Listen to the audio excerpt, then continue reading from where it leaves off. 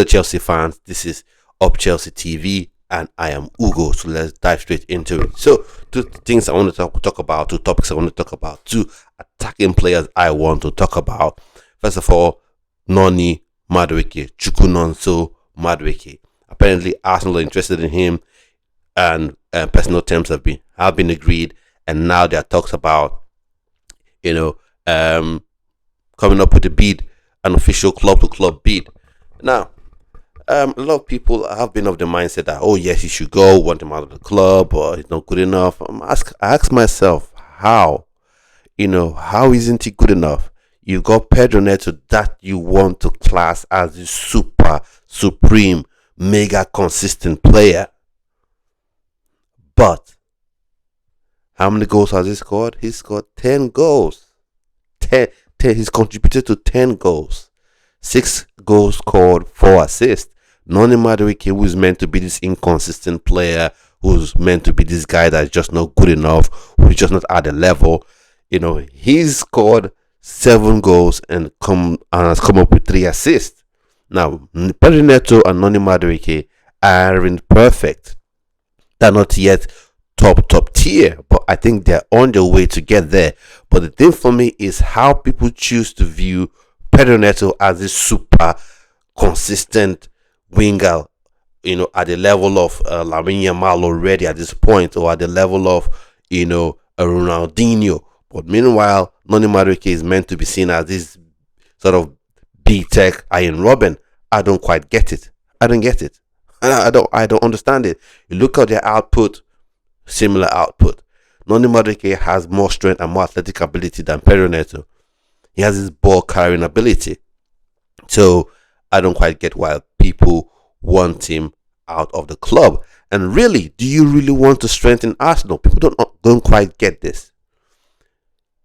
Even if you're saying he's going to Arsenal to be a backup to Bukayo Saka, do you know what it means for you to be run ragged by Bukayo Saka for like 60 minutes, and then the remaining 30 minutes, Noni Madueke comes off the bench?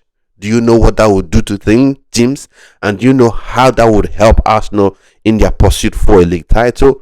Although I feel they should be focused more on the striker. But do you know what that would mean? But you want Noni Madueke gone. For me, I don't want him gone. But if he ends up leaving, I guess that's the business of football. That's how it happens. So let's see his valuation. For me, I think that £40 million or so valuation that people are talking about, I think that's just silliness. In this day, in this market, it should be at least 60 plus million pounds, in my opinion, given that you spent similar to get Bino Gittens. And that's another player I keep asking. What does Bino Gittens do that Noni Madueke can't do? What puts Bino Gittens above or ahead of Noni Madueke? Let me know. Let me know in the comment section. You don't have to agree with me, but let me know in the comment section. Let me know in the chats. What is it that Bino Gittens does that just makes you feel like, wow, this guy so much better than Noni Madueke? And one thing, or rather two things that people don't take into consideration when trying to compare wingers. First thing, in German Bundesliga, and especially in Dortmund, the ball goes really quick, punched in quickly to the wingers just the way they like it. But in Chelsea, the build-up play is more, would I say, tentative or more calculated. Sometimes it can be overly calculated, and that can take a lot away from your winger. Secondly, when you're talking about winger support, in the German Bundesliga, in Dortmund, in Bayern, you have fullbacks coming up to provide support for their wingers, either going on the outside and creating width, or creating new channels by making runs on the inside, heading towards the box and opening up play that way. At Chelsea, you don't have it at this point in time. Maybe at some point in this season we'll get to see more of that. And then I don't know how people who watch the game versus Palmeiras, for instance, you saw what Noni Madueke came off the bench to do, and yet you say, oh no, I don't want him gone. It's one thing if you like, okay, if the player chooses to leave, we're not going to beg you to leave, fine. It's one to say, oh, if the club agrees a deal for a player, oh, that's fine. But for you to be super joyous losing a player of that quality, and with the additional effect of improving a team you're trying to catch up to. Let's face it, Chelsea is trying to catch up to Arsenal at this point in time. It's just craziness to me, in my opinion. And that's why when I see sporting directors having this sort of, what would I say, romantic or this friendly interactions with sporting directors of other clubs, it just leaves me with a bitter taste in my mouth. I long for those moments or those days where you see a club, see a rival, and say, okay, we're both going for top 4, we're not going to give you this player. We'd rather sell this player to a club in West Ham, sell him to West Ham, or sell him to a club that's outside of the Premier League, so we know what, even if he becomes super successful there, we can be happy for him, and it doesn't take away from our domestic ambitions. But apparently football has changed now. Everyone sporting directors are now business partners and business associates. But let's see how that shakes down.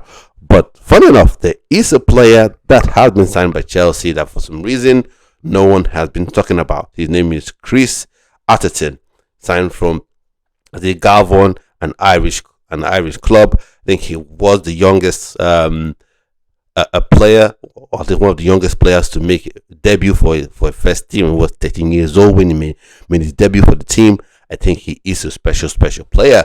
I know why no one's talking about him. He's super gifted, super gifted on the ball. I've seen a few clips of him. I'm not saying suddenly he is Lamar. I'm not saying suddenly he is Messi, the British Messi. But one thing I would say is, or rather the Irish Messi. No, but one thing I would say is he is super gifted.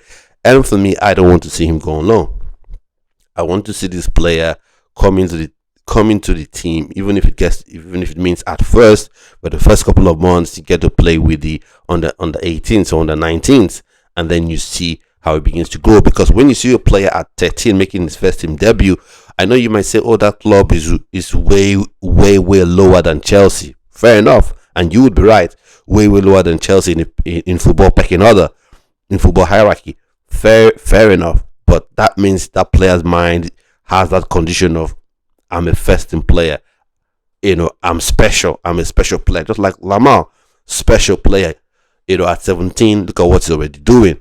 So I think he is another special player. I've looked at his ability on the ball.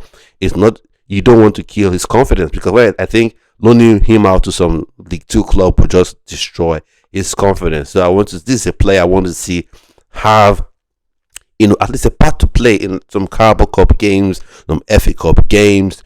Want to see him have the kind of, I'm not saying start the Premier League game, I'm not even saying play a lot of Premier League games, but be involved in the first team setup, be part of the Chelsea ecosystem. I know people want to say Strasbourg is just one club. I want him to be at Chelsea, be at Cobham, be there and train with the first team, in my opinion.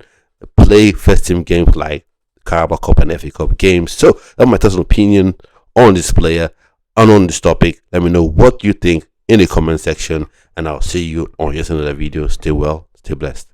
Bye bye.